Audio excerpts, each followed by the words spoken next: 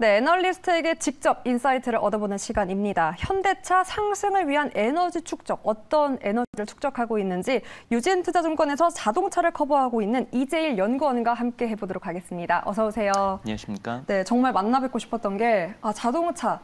정말 현기증 난다라는 분들까지 있을 정도로 실적은 탄탄한데 또 주가가 크게 반영되지 못해 답답한 분들 많기 때문에 오늘 또 속 시원하게 관련된 이야기 한번 들어보도록 할게요. 아까 짚었던 대로 현대차가 역대 최대 실적을 또 다시 한번 경신을 했습니다. 영업이익률은 10년 만에 두 자릿수를 기록했는데 현대차 실적 어떻게 보는지 자세하게 한번 들어볼게요. 일단 실적 측면에서는 나무랄 데 없다라고 좀 볼 수 있을 것 같아요. 판매 볼륨도 이제 많이 성장을 했고 그리고 믹스 측면에서도 개선이 되면서 전반적으로 이제 많이 레벨업이 됐다 이렇게 좀 평가를 할 수 있을 것 같습니다.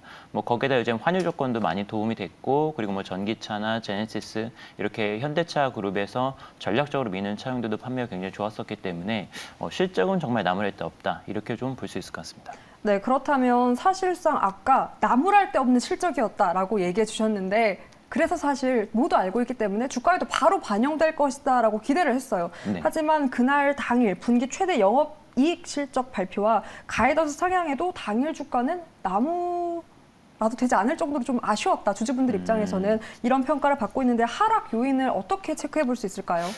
사실은 이제 2분기 실적 발표가 나와서 주가 흐름이 좋지는 않았는데요.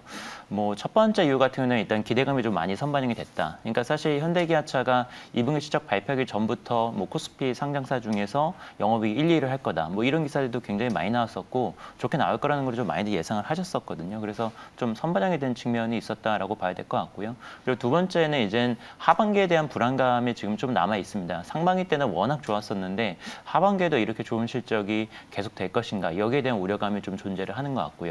그리고 세 번째 같은 경우에는 사실 주식시장은 단기적인 실적도 중요하긴 하지만 장기적인 어떤 성장 비전 이런 데 굉장히 많이 열광을 하거든요. 근데 그런 장기 성장 비전을 던져주는 데 있어서는 조금 미흡한 거 아니냐 좀 이런 지적들이 있는 것 같습니다.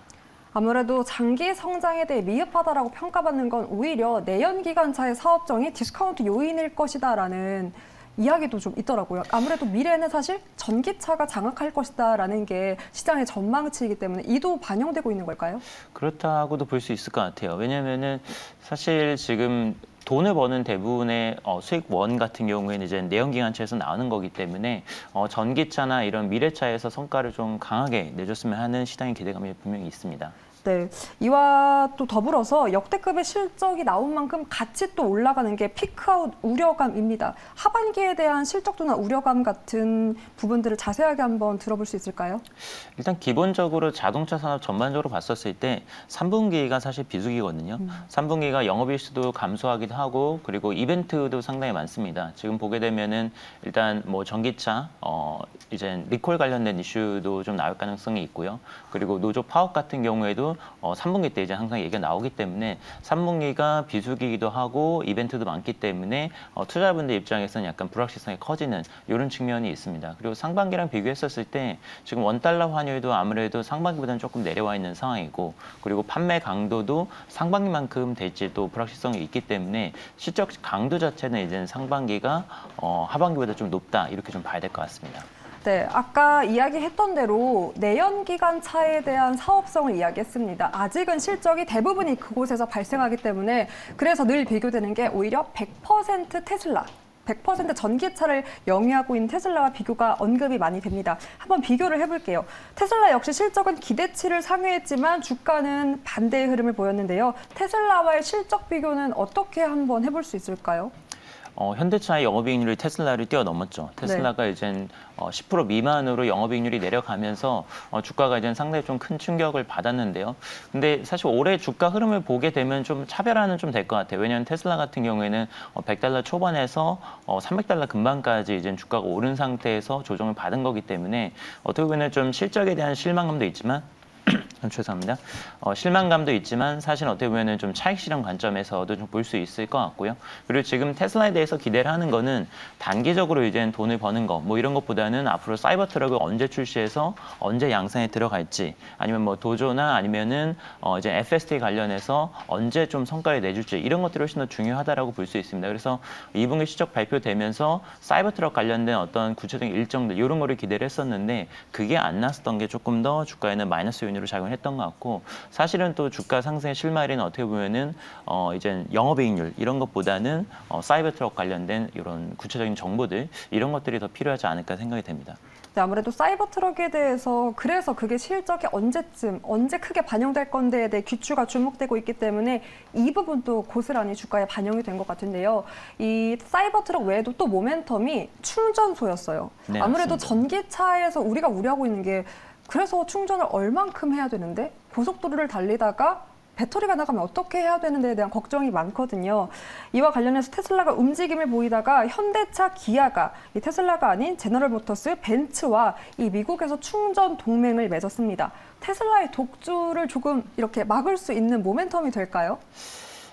그 부분은 이제는 조금 더 확인을 해볼 필요가 있을 것 같긴 한데, 지금 기사에서 나온 내용들을 보게 되면은 이게 어떤 표준을 7개의 회사가 모여서 어떤 표준을 통일하겠다 이런 내용은 아닌 걸로 좀 보이고요. 그러니까 지금 깔고자 하는 3만 개의 어떤 충전 시설 같은 경우에는 테슬라 방식으로도 충전이 되고, 그리고 이제 CCS 방식으로 충전이 되는 여러 가지 방식들을 다 통합적으로 포괄할 수 있는 방식인 것 같습니다. 그러니까 각 개별 회사가 개별적으로 이제 충전 네트워크를 깔게 되면 부담이 너무 크기 때문에 이제 어떻게 보면 재무적인 부담을 이제 서로 나눠가는 거라고 볼 수 있고요. 근데 이제 7개 회사들의 니즈를 다 충족을 시켜줘야 되기 때문에 어떤 테슬라 방식으로 어떤 하나로 통일되는 이런 그림은 아니기 때문에 충전 표준 간의 대결이다, 뭐 이런 그림으로 가고 있지는 않은 것 같습니다. 네, 어찌됐건 이 충전 쪽에는 테슬라에 향해서 브레이크, 태클 이런 걸 걸었는데 어떻게 보면 큰 숙제는 이제 테슬라가 전기차 가격 인하 소식을 계속해서 알렸어요. 후폭풍으로 우리 현대차에는 이런 큰 숙제가 안겼습니다. 타겟 전략은 어떤 게 있을까요? 지금 미국 시장에서 상당히 좀 이게 논란이 되고 있는 부분인데, 사실 전기차 수요가 생각보다 빨리 올라오고 있지는 않은 것 같아요. 그러니까 미국이 올해 IRA 도입하면서 정차 수요가 이제 폭발적으로 증가하고 이렇게 될 줄 알았는데, 생각보다 지금 대부분의 메이커들이 계획했던 판매에 대비해서 좀 미달하고 있는 상황이고요. 하반기 들어서 지금 과제로 들어온 거는 가격을 인하를 해서라도 판매를 늘려야 된다라는 압박이 상당히 좀 심한 것 같습니다. 그래서 테슬라가 인하를 했었을 때 상반기 때에는 따라서 이제 가격 인하를 한다라든지 공격적으로 마케팅을 한다든지 이런 게 없었거든요. 근데 대부분의 메이커들이 이제 실적이 못 미치다 보니까 하반기에는 조금 더 공격적인 행보를 보일 것으로 예상이 됩니다.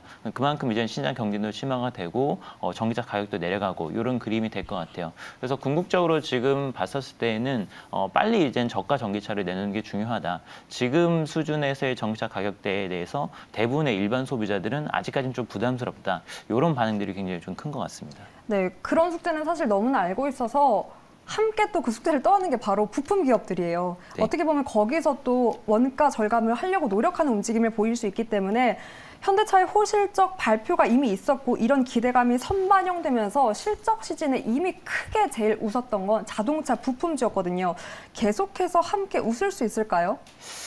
부품주랑 완성차를 이제 하반기 그림을 봤었을 때 하반기에는 완성차보다는 부품주가 조금 더 좋을 거다라고 이렇게 좀 판단을 합니다.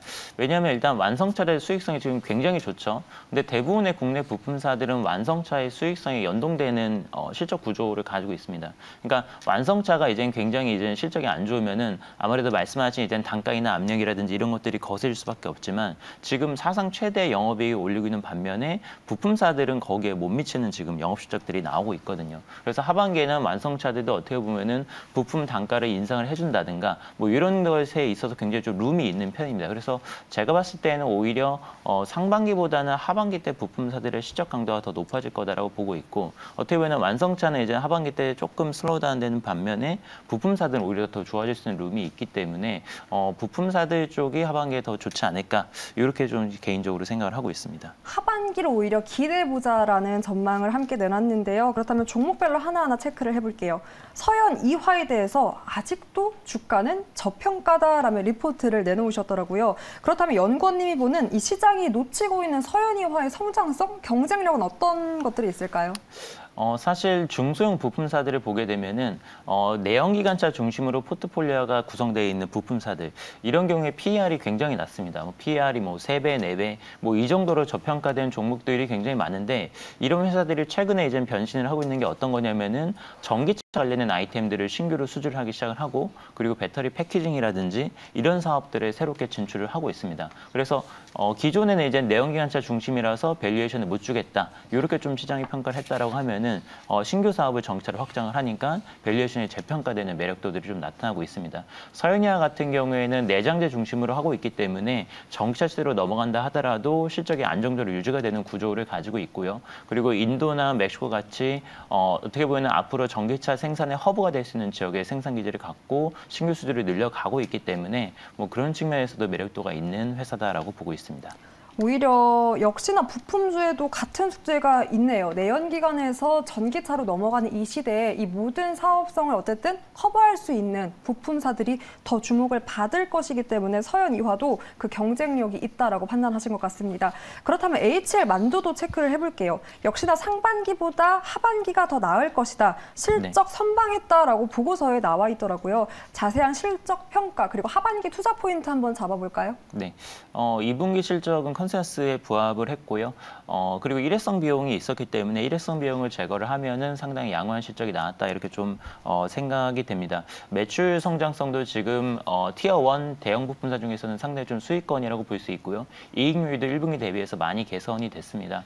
하반기 그림을 보게 되면 이 회사의 주요 고객사라고 할 수 있는 현대기아차의 생산량 양호할 거고요.